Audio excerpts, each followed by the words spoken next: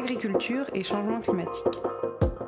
Variable importante qui conditionne en fait la façon dont les productions, notamment les productions végétales, réagissent au climat, c'est les températures, évidemment les températures pendant la saison de croissance, c'est l'hygrométrie, parce que ce sont des éléments importants qui vont conditionner le volume des récoltes.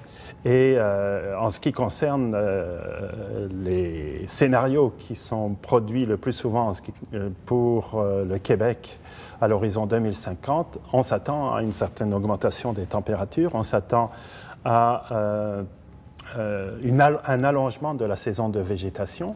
Ça veut dire que la période de croissance des plantes va s'en trouver augmentée. Ça veut dire aussi que des régions dans lesquelles certaines cultures n'étaient pas possibles, elles pourraient le devenir grâce à ces modifications du climat. Et on peut penser en particulier au maïs. Le maïs grain, c'est une production qui est pour l'essentiel limitée dans les régions sud du Québec.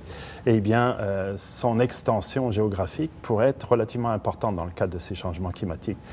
D'autres vont, parce qu'elles nécessitent de connaître des températures plus froides pendant l'hiver, comme le pommier, vont peut-être aussi être affectés dans les deux sens, c'est-à-dire dans le sud, ça peut être plus problématique, mais on pourra aussi cultiver des pommiers un peu plus au nord.